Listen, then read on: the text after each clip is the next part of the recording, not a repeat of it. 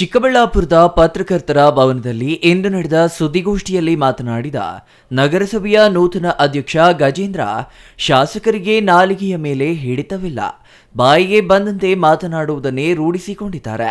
ಹಿರಿಯರಿಗೆ ಗೌರವ ನೀಡಬೇಕು ಎಂಬ ಕನಿಷ್ಠ ಗೌರವವಿಲ್ಲ. ಶಿಕ್ಷಕರು ಎಂದು ಹೇಳಿಕೊಳ್ಳುವ ಶಾಸಕರು ಇವರ ಅಕಾಡೆಮಿಯಲ್ಲಿನ ಮಕ್ಕಳಿಗೆ ಇದೇ ಭಾಷೆಯನ್ನ ಕಲಿಸುತ್ತಿದ್ದಾರೆಯೇ ಎಂದು ಪ್ರಶ್ನೆ ಮಾಡಿದ್ರ. ನಗರಸಭೆ ಅಧ್ಯಕ್ಷ ಉಪಾಧ್ಯಕ್ಷರ ಆಯ್ಕೆಯಾಗಿದೆ. ಆದರೆ ಈ ಸಂಬಂಧ ಪ್ರಕರಣ ನ್ಯಾಯಾಲಯದಲ್ಲಿರುವ ಕಾರಣ ಕೋರ್ಟಿನ ಆದೇಶದ ನಂತರ ಅಧಿಕಾರ ಸ್ವೀಕಾರ ಮಾಡಲಾಗುವುದು. ನಗರಸಭೆ ಅಧ್ಯಕ್ಷರಾಗಲು ಸಹಕಾರ ಕೊಟ್ಟ ಎಲ್ಲ ಸದಸ್ಯರಿಗೆ ಋಣಿಯಾಗಿರುತ್ತೇನೆ. ಚುನಾವಣೆಯಲ್ಲಿ ಕಾಂಗ್ರೆಸ್ ತೀವ್ರ ಗೊಂದಲ ಮಾಡಿತು. ಆದರೂ ಸದಸ್ಯರು ನಮ್ಮ ಸಂಸದರ ಮೇಲೆ ವಿಶ್ವಾಸವಿಟ್ಟು ನಮ್ಮನ್ನ ಬೆಂಬಲಿಸಿದ್ದಾರೆ. ಹಾಗಾಗಿ ಅವರಿಗೆ ಸದಾ ಋಣಿಯಾಗಿರುತ್ತೇವೆ ಎಂದರು. ಇನ್ನು ಚಿಕ್ಕಬಳ್ಳಾಪುರ ಶಾಸಕರಿಗೆ ಮಾತಿನ ಮೇಲೆ ಹಿಡಿತ ಇಲ್ಲವಾಗಿದೆ. ಸಂಸದರ ತಂದೆ ತಾಯಿಯ ಬಗ್ಗೆ ಮಾತನಾಡಿರುವುದು ಖಂಡನೀಯ. ಅವರ ಮಾತು ಹೀಗೆ ಮುಂದುವರಿಸಿದ್ರೆ ಅದೇ ಭಾಷೆಯಲ್ಲಿ ನಾವು ಬಳಸುತ್ತೇವೆ. ಆ ಮೂಲಕ ಶಾಸಕರಿಗೆ ಪ್ರತ್ಯುತ್ತರ ನೀಡಲಾಗುತ್ತದೆ. ನಿಮ್ಮ ಅವಧಿಯಲ್ಲಿ ಕ್ಷೇತ್ರದಲ್ಲಿ ನಡೆದಿರುವ ಅಭಿವೃದ್ಧಿ ಏನು ಅನ್ನೋದನ್ನ ತಿಳಿಸಿ ಎಂದು ಸವಾಲು ಹಾಕಿದ್ರ. ಸರ್, ಅವರ ಭಾಷೆ ನಡೆ ಚಿಕ್ಕಬಳ್ಳಾಪುರ ಯಾವ ದಿಕ್ಕಿನಲ್ಲಿ ತೊಗೊಂಡು ಹೋಗ್ತಾ ಇದ್ದಾರೋ ಗೊತ್ತಾಗ್ತಾ ಇಲ್ಲ.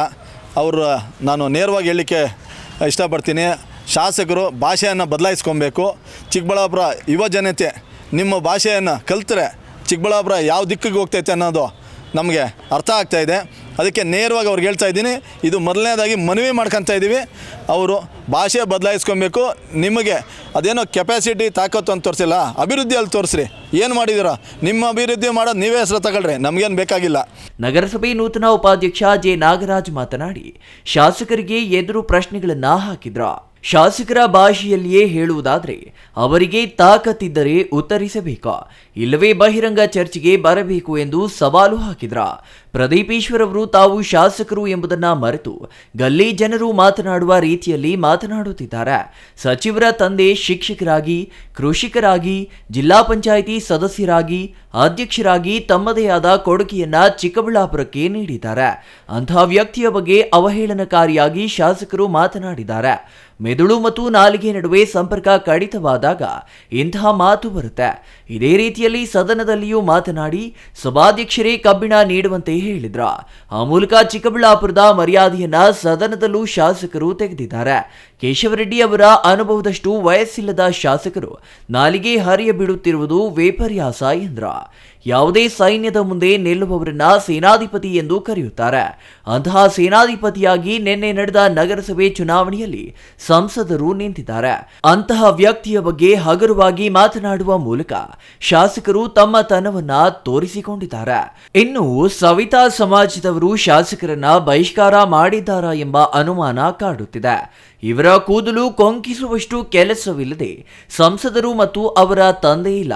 ಶಾಸಕರು ಭೇಟಿಯಾಗಿದ್ರೆ ಆ ಕೆಲಸವನ್ನು ಮಾಡಲಿ ಎಂದು ತಿರುಗೇಟು ನೀಡಿದ್ರ.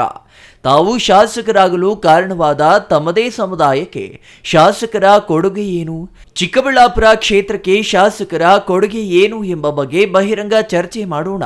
ತಾಕತ್ತಿದ್ದರೆ ಬನ್ನಿ. ಇನ್ನು ತಮ್ಮದೇ ಸಮುದಾಯದ ಸಂಘದ ಜಾಗಕ್ಕೆ ಖಾತೆ ಮಾಡಿಸಲು ಶಾಸಕರಿಗೆ ತಾಕತ್ತಿಲ್ಲ. ತಮ್ಮ ಸಮುದಾಯದ ಮಕ್ಕಳ ಶಿಕ್ಷಣಕ್ಕಾಗಿ ಹಾಸ್ಟೆಲ್ ನಿರ್ಮಾಣ ಮಾಡುವ ತಾಕತ್ತು ಕೂಡ ಶಾಸಕರಿಗಿಲ್ಲ. ಇಂತಹ ಶಾಸಕರು ಸಂಸದರ ಬಗ್ಗೆ ಮಾತನಾಡಲು ಯಾವ ನೈತಿಕತೆ ಇದೆ ಎಂದು ನಾಗರಾಜ್ ಪ್ರಶ್ನೆ ಮಾಡಿದ್ರ. ಶಾಸಕರೇ, ನಿಮ್ಮ ಅವಧಿಯ ಅಭಿವೃದ್ಧಿಯ ಶ್ವೇತಪತ್ರ ಹೊರಡಿಸಿ. ನಮ್ಮ ಸಂಸದರ ಅವಧಿಯ ಅಭಿವೃದ್ಧಿಯ ಬಗ್ಗೆಯೂ ನಾವು ತೋರಿಸುತ್ತೇವೆ. ಈ ಬಗ್ಗೆ ಬಹಿರಂಗ ಚರ್ಚೆ ಮಾಡೋಣ. ನಿಮಗೆ ದಮ್ಮು ತಾಕತ್ತು ಕಲೇಜ ಇದ್ರೆ ಬಹಿರಂಗ ಚರ್ಚೆಗೆ ಬನ್ನಿ ಎಂದು ಸವಾಲು ಹಾಕಿದ್ರ. ಆದರೆ ನಮ್ಮ ನಾಯಕರಾದಂಥ ಡಾಕ್ಟರ್ ಕೆ ಸುಧಾಕರ್ ಅವ್ರ ತಂದೆ ಬಗ್ಗೆ ಭಾಳ ಗೌರವದಿಂದ ಮಾತಾಡಬೇಕಾಗುತ್ತೆ.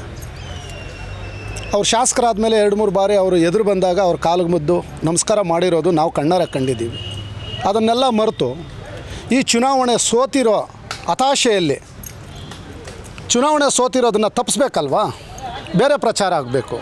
ಅದ್ರಿಗಿಂತ ನಾವು ಭಿನ್ನವಾಗಿ ಮಾತಾಡೋಣ ಅಂತೇಳಿಬಿಟ್ಟು ಶಾಸಕರಲ್ಲ, MP ಅಲ್ಲ, MP ಅವರು ತಂದೆ ಆದರೂ ಪರವಾಗಿ ಅವರು ಕೂಡ ನಾನು ಕೂದಲು ಕೂಡ ಟಚ್ ಮಾಡೋಕ್ಕಾಗಲ್ಲ ಅಂತಾರೆ. ಕೂದಲು ಮುಟ್ಟುವಂಥ ಕೆಲಸ ಅವ್ರಿಗೇನಿದೆ? ಇಲ್ಲ, ಸವಿತಾ ಸಮಾಜದವರು ನಿಮ್ಮ ಕೂದಲನ್ನ ಬಹಿಷ್ಕಾರ ಮಾಡಿದಾರಾ? ಅದನ್ನಾದರೂ ಬಹಿರಂಗಪಡಿಸಿ. ನಮ್ಮ ನಾಯಕರು ಅವ್ರ ತಂದೆ ಮುಟ್ಟೋದು ಬೇಡ.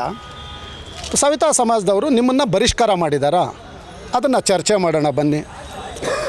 ಈ ಚಿಕ್ಕಬಳ್ಳಾಪುರ ತಾಲೂಕಿನ ಅಭಿವೃದ್ಧಿ ಬಗ್ಗೆ, ತಾವು ತಂದಿರತಕ್ಕ ಅನುದಾನಗಳ ಬಗ್ಗೆ ತಾವು ಶ್ವೇತಪತ್ರ ಹೊರಡಿಸಿ, ನಾನು ಇಂತಿಂಥ ತಂದಿದ್ದೀನಿ, ಇಂತಿಂಥ ಅಭಿವೃದ್ಧಿ ಪಡಿಸಿದ್ದೀನಿ, ನಾನು ಶಾಸಕನಾಗೋದಕ್ಕೆ ಬಹಳ ಅರ್ಹ ಅಂತ ಹೇಳ್ಕೊಳ್ಳಿ, ಖುಷಿ ಪಡೋಣ. ತಿರುಗಿ ಪಾಠ ಹೇಳೋ ಶಿಕ್ಷಕರಂತೆ, ಬಹುಶಃ ಅವರು PUC ಓದಿರ್ಬೇಕಂತ ಹೇಳುತ್ತೆ. ಅದರಿಗಿಂತ ಡಿಗ್ರಿ ಅಂತೂ ಮಾಡಿದ್ದಂಗಿಲ್ಲ. ಯಾವುದಾದ್ರೂ ಒಂದು ಡಿಗ್ರಿ ಮಾಡಿ, ಇಲ್ಲ ಯಾವುದಾದ್ರೂ ಅಧ್ಯಯನ ಮಾಡಿದ್ದರೆ ಭಾಷೆಯಲ್ಲೂ ಇರ್ತಾಯಿತ್ತು. ಹಂಗಾಗಿ ಅವ್ರದ್ದೇ ಸಮುದಾಯ, ಇದುವರೆಗೂ ಕಟ್ಟಡಗಳಿದ್ದಾವೆ, ಅದ್ರಿಗೆ ಸಾಧ್ಯವಾದರೆ ಖಾತೆ ಮಾಡಿಕೊಡೋದಕ್ಕೆ ನಾನು ಒತ್ತಾಯ ಮಾಡ್ತೀನಿ. ಇಲ್ಲ ಖಾತೆ ಮಾಡ್ಕೊಡೋಕ್ಕಾಗುತ್ತಾ, ತಾಕತ್ತಿದ್ರೆ ಬಹಿರಂಗ ಚರ್ಚೆಗೆ ಬರಲಿ. ಅವ್ರದ್ದೇ ಸಮುದಾಯದ ಮಕ್ಕಳಿದ್ದಾರೆ, ಅವ್ರಿಗೆ ಹಾಸ್ಟೆಲ್ ಕಟ್ಕೊಡೋಕ್ಕಾಗುತ್ತಾ, ಬಹಿರಂಗ ಚರ್ಚೆ ಮಾಡೋಕ್ಕೆ ಬರಲಿ. ಅವ್ರದ್ದೇ ಮಕ್ಕಳು, ಅವ್ರದ್ದೇ ಸಮುದಾಯದ ಮಕ್ಕಳು ಇದು ಶಿಕ್ಷಣ ಪಡೀಲಿಕ್ಕೆ ಯಾವುದಾದ್ರೂ ಕಾಲೇಜ್ ನಿರ್ಮಾಣ ಮಾಡ್ತಾರಾ, ಅದನ್ನಾದರೂ ಮಾಡಲಿ, ಅದನ್ನಾದರೂ ಬರಲಿ, ಬಹಿರಂಗ ಚರ್ಚೆಗೆ ಬರಲಿ. ಏನೂ ಇಲ್ಲ, ತಂದೆ ತಾಯಿಗಳ ಬಗ್ಗೆ ಮಾತಾಡೋದು, ಅವ್ರ ತಂದೆ ತಾಯಿ ಬಗ್ಗೆ ಚರ್ಚೆ ಮಾಡೋಣವಾ. ಅವ್ರ ತಂದೆ ತಾಯಿಯವರು ಕೇಶವ ರೆಡ್ಡಿ, ನಾನು ಹೇಳಿರೋ ಪ್ರಶ್ನೆಗಳಲ್ಲಿ ಇದು ಕೂಡ ಇದೆ. ಕೇಶವ ರೆಡ್ಡಿ ಅವರು ಶಿಕ್ಷಕರಾಗಿದ್ದರು, ಪ್ರಗತಿಪರ ರೈತರವರು. ಅದೇ ರೀತಿ ಅವರು 2 ಬಾರಿ ಜಿಲ್ಲಾ ಪಂಚಾಯತಿ ಸದಸ್ಯರಾಗಿದ್ದರು, ಅಧ್ಯಕ್ಷರಾಗಿದ್ದರು. ಅವರ ಸೇವೆ ಬಹಳಷ್ಟು ಈ ತಾಲೂಕು ಕೊಟ್ಟಿದ್ದಾರೆ. ಆದರೆ ಪ್ರದೀಪ್ ಅವ್ರ ತಂದೆ ತಾಯಿ ಯಾವ ರೀತಿ ಮರಣ ಹೊಂದಿದ್ರು ಅಂಥೇಳಿ ಚರ್ಚೆ ಮಾಡೋಣವಾ. ಬನ್ನಿ, ಬಹಿರಂಗ ಚರ್ಚೆಗೆ ಬನ್ನಿ, ಮಾಡೋಣ. ಮಾಜಿ ಶಾಸಕ ಶಿವಾನಂದ್ ಮಾತನಾಡಿ, ಶಾಸಕರು ಪದೇ ಪದೇ ಅನಾಥ ಹುಡುಗ ಎಂದು ಹೇಳುತ್ತಿದ್ದಾರೆ. ಚಿಕ್ಕಬಳ್ಳಾಪುರದಲ್ಲಿ ಎಷ್ಟು ಮಂದಿ ತಂದೆ ತಾಯಿ ಇಲ್ಲದೆ ಅನಾಥರಾದವರಿದ್ದಾರೆ ಎಂಬುದನ್ನು ಮೊದಲು ತಿಳಿಯಬೇಕು. ಇನ್ನು ಅನಾಥ ಹುಡುಗ 1.25 ಕೋಟಿ ಮೌಲ್ಯದ ಬೆಂಜ್ ಕಾರಿನಲ್ಲಿ ಬರುವುದನ್ನು ನಾನು ಎಲ್ಲಿಯೂ ನೋಡಿಲ್ಲ. ಅವರ ಹಗುರ ಮಾತುಗಳಿಂದ ಅವರ ಮೌಲ್ಯ ಅವರೇ ಕಳೆದುಕೊಳ್ಳುತ್ತಿದ್ದಾರೆ. ಹಿರಿಯರಿಗೆ ಗೌರವ ಕೊಡಬೇಕು ಎಂದು ಪ್ರಾಥಮಿಕ ಶಾಲೆಯಲ್ಲಿಯೇ ಮಕ್ಕಳಿಗೆ ತಿಳಿಸಲಾಗುತ್ತದೆ. ಬಹುಶಃ ಶಾಸಕರು ಶಾಲೆಗೆ ಹೋದಂತಿಲ್ಲ ಎಂದು ಲೇವಡಿ ಮಾಡಿದ್ರ. ಶಾಸಕರ ವರ್ತನೆ ಖಂಡಿಸಿ ಶೀಘ್ರದಲ್ಲಿಯೇ ಚಿಕ್ಕಬಳ್ಳಾಪುರದಲ್ಲಿ ಪ್ರತಿಭಟನೆ ಮಾಡಲು ನಿರ್ಧರಿಸಲಾಗಿದೆ. ಅಲ್ಲದೆ ಶಾಸಕರ ಹಗುರ ಮಾತುಗಳ ವಿರುದ್ಧ ನ್ಯಾಯಾಲಯದಲ್ಲಿ ಮಾನನಷ್ಟ ಮೊಕದ್ದಮೆ ದಾಖಲು ಮಾಡಲಾಗುವುದು ಎಂದು ಎಚ್ಚರಿಕೆ ನೀಡಿದ್ರ. ಮಾನ್ಯ ಪ್ರದೀಪ್ ಈಶ್ವರ್ ಅವರು ಅದೇ ನಮ್ಮ ಉಪಾಧ್ಯಕ್ಷರು ಎಲ್ಲ ವಿಷಯಗಳು ಹೇಳಿದ್ದಾರೆ. ನಾನೊಂದು ಮಾತು ಹೇಳಬೇಕು ಅಂತ ನನಗಿಷ್ಟ ಆಯಿತು. ನಾನು ಅನಾಥ ಹುಡುಗ ಅಂತ ಹೇಳ್ತಾನೆ, ತಂದೆ ತಾಯಿ ಇಲ್ಲ, ನನಗೆ ಅನಾಥ ಹುಡುಗ ಬೆಂಜ್ ಕಾರ್ನಲ್ಲಿ ಬರ್ತಾನೆ ಅಂದರೆ 1.25 ಕೋಟಿ ಬೆಂಜ್ ಕಾರ್ನಲ್ಲಿ ಅನಾಥ ಹುಡುಗ ಬರ್ತಾನೆ. ನಮಗೂ ತಂದೆ ತಾಯಿ ನನಗೂ ಇಲ್ಲ, ನನ್ನ ತಂದೆ ತಾಯಿ ಇಲ್ಲ, ನನ್ನ ತಂದೆ ತಾಯಿ ನನಗೂ ಇಲ್ಲ. ಎಷ್ಟು ಜನಕ್ಕಿಲ್ಲ ಚಿಕ್ಕಬಳ್ಳಾಪುರದಲ್ಲಿ ತಂದೆ ತಾಯಿ ಅಂದರು? ಅದು ನನ್ನ ತಂದೆ ತಾಯಿ ಇಲ್ಲ. ಎಲ್ರಿಗೂ after the getting age of old age ಎಲ್ಲರೂ ಹೋಗಬೇಕು. ಮನುಷ್ಯ ಹುಟ್ಟುತ್ತಾನೆ, ಸಾವು ಖಚಿತ ಆಗುತ್ತೆ. ಅದನ್ನು ಹೇಳ್ಕೊಂಡು ನಾನು ಅನಾಥ ಅಂತ ಹೇಳೋದು, ಬೆಂಜ್ ಕಾರ್ನಲ್ಲಿ ಬಂದು ಇಳಿಯೋದು. ಅವ್ರ ಲ್ಯಾಂಗ್ವೇಜು ಕರ್ನಾಟಕ ವಿಧಾನಸಭೆ ಆಯ್ಕೆ ಆದ ತಕ್ಷಣ ಅವ್ರಿಗೆ ಟ್ರೈನಿಂಗ್ ಕೊಡ್ತಾರೆ. ಏನು, ಒಂದು 15 ದಿವಸ ಯಾವ ಥರ ಬಿಹೇವಿಯರು, ಯಾವ ಥರ ನಡ್ಕೊಬೇಕು, ನೀತಿ ಪಾಠ ಏನು, ಯಾವ ಥರ ಸಬ್ಮಿಷನ್ ಮಾಡಬೇಕು ಅಂತ ಟ್ರೈನಿಂಗ್ ಕೊಟ್ಟಿರ್ಬೇಕು ಅವ್ರಿಗೆ. ಬಹುಶಃ ಇದನ್ನು ಟ್ರೈನಿಂಗ್ ತಗೊಂಡವನೋ ಇಲ್ಲ ಅನಿಸುತ್ತೆ. ಇವ್ರ ಬಿಹೇವಿಯರೇ ನೆವರ್ ಚೇಂಜ್.